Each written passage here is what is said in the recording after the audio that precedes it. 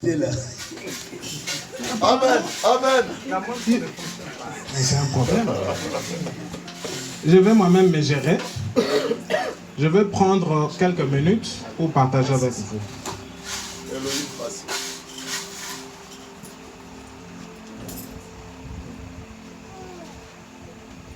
Fais vite.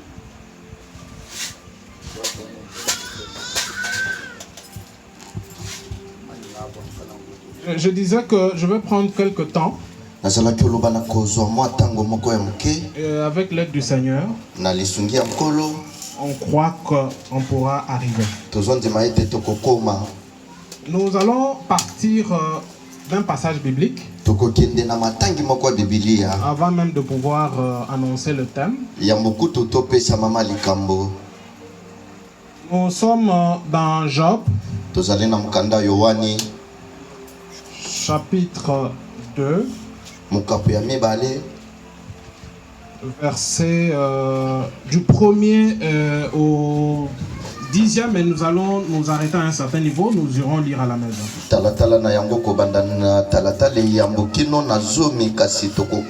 Nous lisons au nom de Jésus-Christ. Amen. Or, les fils de Dieu vinrent un jour se présenter devant l'Éternel. Et Satan vint aussi au milieu d'eux, se présenter devant l'Éternel. L'Éternel dit à Satan: d'où viens-tu? Et Satan lui répondit: de parcourir la terre et de m'y promener. L'Éternel dit à Satan: as-tu remarqué mon serviteur Job? Il n'y a personne comme lui sur la terre. C'est un homme intègre et droit, craignant Dieu et se détournant du mal. Il demeure ferme dans son intégrité et tu m'excites à le perdre. Nous pouvons nous asseoir. Nous continuons la lecture. Peau pour peau. Peau. Poso. Peau pour peau. Poso na poso. Tout ce que possède un homme, il le donne pour sa vie. Mais, étends ta main, touche à ses os et à sa chair, et je suis sûr qu'il te maudira en face. L'Éternel dit à Satan: voici, je te livre, je te les livre, seulement épargne sa vie. Et Satan se retira devant la face de l'Éternel. Je crois qu'on peut s'arrêter. Le petit thème, enfin, nous sommes dans le grand thème, qui est Jésus-Christ au centre. Et nous allons ce soir, par l'aide de l'Éternel, développer un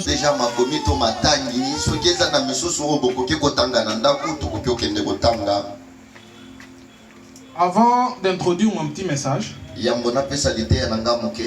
j'aimerais faire un petit témoignage parce que c'est un jour un peu très compliqué pour moi. Compliqué, mais dans les bons.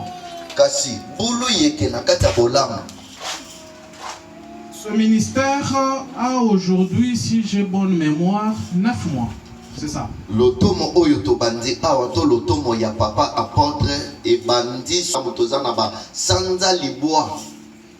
Et pendant cet âge du ministère, de cette œuvre,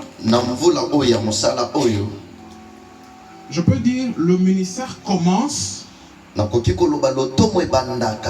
au même moment avec une bénédiction que j'ai palpée aujourd'hui.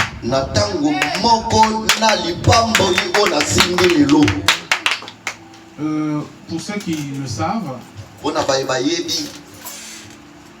Celle-là, permettez-moi, elle a 8 ans et demi. Et c'est aujourd'hui, le 7 décembre 2024 qu'elle venait d'avoir un petit frère. C'est pour dire quoi? Quand cette œuvre a commencé, l'homme de Dieu nous a donné des orientations. Les 8 ans, c'est pas pour dire qu'il n'y en avait pas. Il y en a eu 2, mais qui sont passés.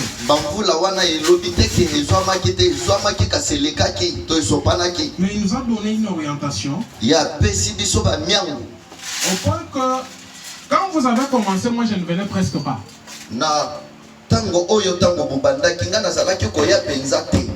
On était comme 2 camps dans la maison. Madame et les enfants me disaient, nous sommes des Hosanna. Et moi personnellement, j'étais encore de l'autre côté. Quand nous avons commencé à palper,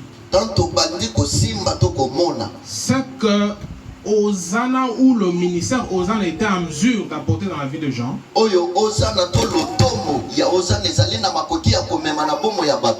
Ça nous a pratiquement obligés de suivre la voie de la majorité. Parce que madame et les enfants d'un côté, moi d'un autre, faisant le vote, ils étaient majoritaires. Et j'étais obligé de me rallier. Pour moi, si na bana bazana ngambu ngana moko soki tu salima ponami bako ponande bango po bango nde bazali bayike ngana zalinga moko. Et pendant les 9 mois de grossesse, kasi na ba sanza libwa ya zemi, c'était très compliqué. Yango ezalaki mbilinga. Au point que à 5 mois, il s'est passé des choses compliquées. Il était en pleine prédication ici. J'ai apporté une offrande. Il avait les yeux fermés, mais quand je déposais l'offrande ici, il m'a bloqué à la main. Et là, je lui disais, mais écoutez,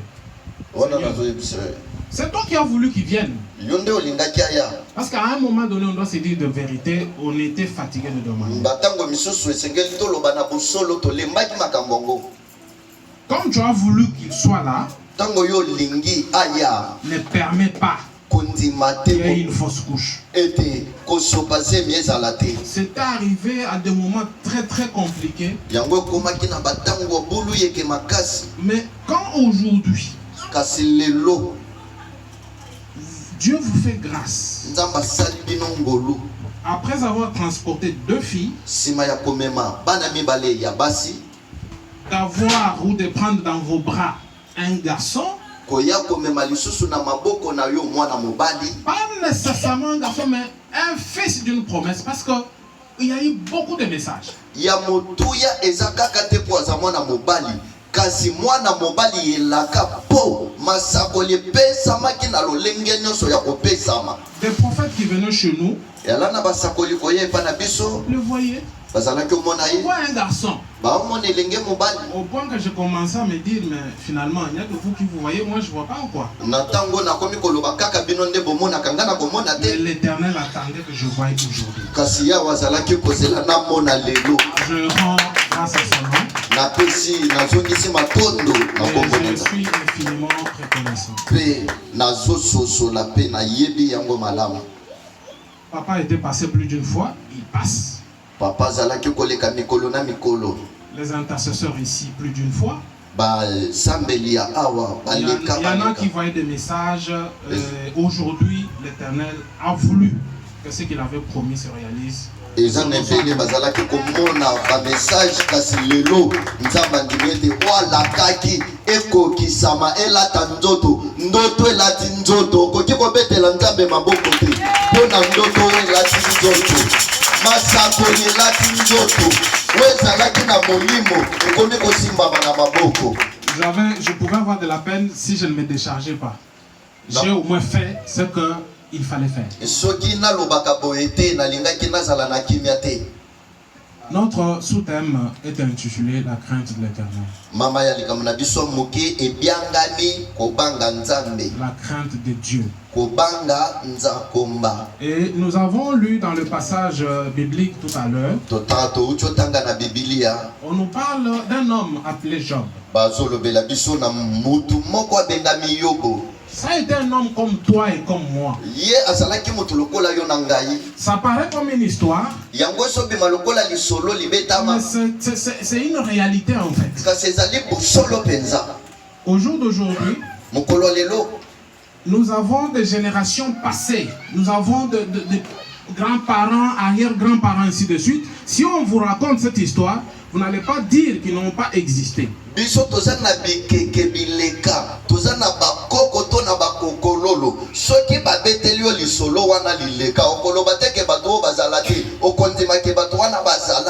J'ai dit cela pour vous dire que Job était un homme comme toi. La Bible nous dit que cet homme, comme toi et moi, étant sur la terre, est passé par des temps où il avait tous les biens possibles, toutes les richesses possibles, et il est resté fidèle à l'Éternel. Mais écoutez, Satan, le diable, dans sa promenade sur la terre, il surveille. Il se rend compte que Job craignait Dieu. Mais dans sa tête, il pensait qu'il le craignait à cause de sa richesse. C'est ainsi. Retournant de l'autre côté, il accusa.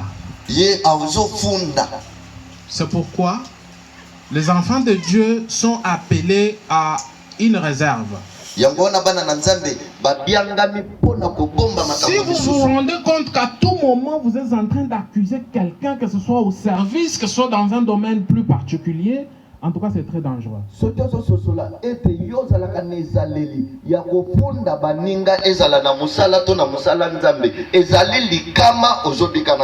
Pourquoi nous le disons? C'est ça le travail du diable, le Satan. Il est allé faire rapport. Dieu lui a posé juste la question: as-tu vu mon serviteur Job? Il s'est mis à dire des choses pour lesquelles on ne lui a posé aucune question. Vous venez voir Papa Toussaint au bureau. On vous pose une simple question, vous venez d'où? Onésime était avec finalement. Ça, c'est le rôle du diable. Après Gigi na lekelaki 10e namonaki papa Osé. Est-ce que yango wana batunaki yo wana eza musala ka jampemba? Il s'est pas limité là. Dieu, après avoir fait ce témoignage que c'est un homme, Job était un homme qui le craignait, le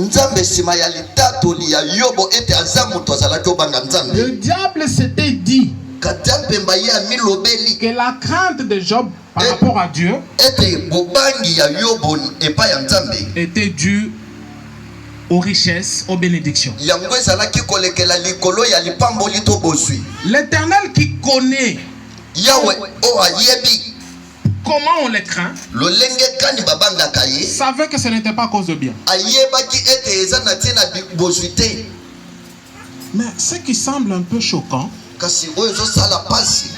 c'est quand l'Éternel semble accéder.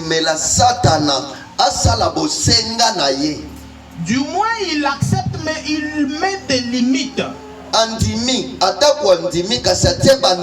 Il lui dit: je t'autorise de toucher à ses os, toucher à sa chair, à ses biens, mais pas à sa vie.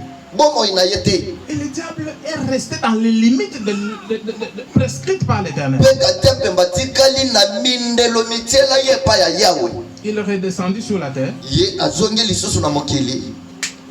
Le calvaire commença pour Job. Le premier troupeau de vaches, le même jour, une épidémie inconnue, ça part. Même son intégrité physique. Imaginez-vous, nous sommes à Kinshasa. On vous balance ou on vous lance des mbassu des pieds à la tête. Parce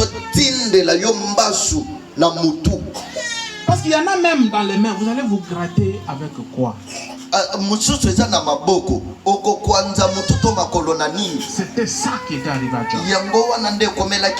Il a tout perdu au point qu'il est resté pratiquement sur les eaux.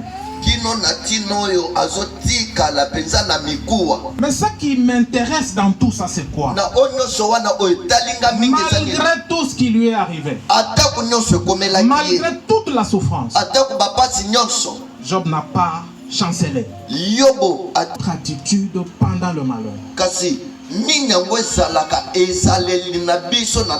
Sommes-nous prêts à maudire Dieu à cause de la souffrance? Faisons attention à ce que nous avons comme attitude pendant le malheur. Job n'a pas changé de position par rapport à la souffrance. Il est resté imperturbable. Au point que sa femme, on peut dire sa maman Jackie, il lui dit, maudit ton Dieu. Mais cet homme dit, non. Combien de femmes aujourd'hui incitent le mari à partir en dehors de la volonté de l'Éternel?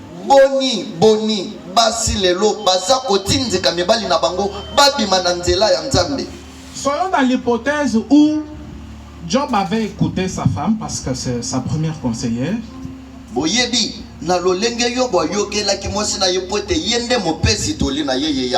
Et qu'il maudissait Dieu. Ça devait ressembler à quoi? Que ça nous enseigne. Tout ce qu'on nous donne comme conseil par ceux qui sont à nos côtés, il faut que ça soit un conseil qui cadre avec les principes de l'Éternel. Il faut que ce soit un conseil qui nous maintient dans la présence de Dieu. Vous me dites, vous êtes allé trop à l'église. Reposez-vous. Est-ce que vous connaissez ce que le repos pourrait m'apporter par rapport à ce que la prière m'amènerait? Vous venez, je vous écoute. Je ne suis pas obligé en train de craindre Dieu du début jusqu'à la fin. Il n'a pas perdu confiance. Il a continué à craindre sincèrement et réellement l'Éternel. Mes frères et sœurs, la véritable crainte de Dieu, ce n'est pas dans cette salle. C'est quand vous êtes seul vous voir et qu'une occasion de péché se présente. Vous résistez, vous dites, je ne le fais pas pour l'honneur de Christ. Qu'est-ce que nous faisons dans les avions? Vous vous dites, je vais essayer un peu de ceci, de cela. Mais ici, nous savons que vous êtes un homme à respecter. Vous êtes un roi à qui on ne touche pas. Vous touchez déjà vous-même. Vous voulez que nous on fasse quoi? Craignez Dieu dans le coin le plus secret possible. Vous êtes dans un emploi. Vous avez la capacité de percevoir une corruption dans un sens précis.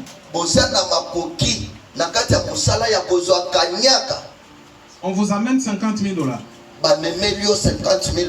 On vous dit dans ces dossiers ici, si vous arrêtez celui-là, on vous donne. Vous regardez la grandeur de Dieu. Vous regardez 50 000 $.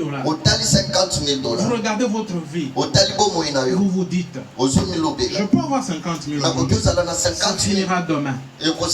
Mais si vous dites non, le Dieu au nom de qui vous avez agi, il ne va jamais vous abandonner. C'est pour vous dire quoi? Craindre Dieu, c'est un atout. C'est un mode de vie. On ne peut pas s'appeler chrétien aussi longtemps qu'on n'a pas la crainte de Dieu. C'est parfois compliqué. Surtout quand vous vous retrouvez à un milieu privé, secret. C'est là le problème.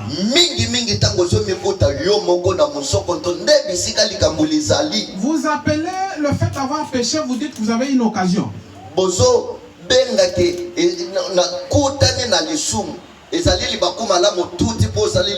Frère, cette occasion-là que vous pensez aujourd'hui être vraiment une occasion risque de brûler toute votre vie. Nous sommes à Kinshasa. Nous voyons que les gens sont en train de morceler des parcelles. Je voudrais vous faire une suggestion. Si craindre Dieu toute la journée est impossible, faisons les morcellements. Partons de 7h à 9h. Vous vous dites de 7h à 9h, je respecte les principes de Dieu. Je n'insulte pas, je ne vole pas, ainsi de suite. Dès qu'il est 9h, vous vous rendez compte que déjà c'est en train de finir. Ajoutez encore un morcellement. Allez de 9h à 12h. Ainsi de suite, vous allez vous retrouver une journée où vous êtes resté fermement en train de craindre Dieu.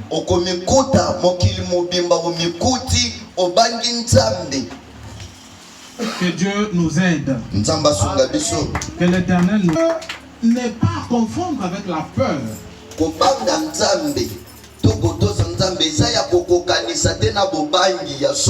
crainte, c'est notre mode de vie en tant que chrétien. C'est un atout.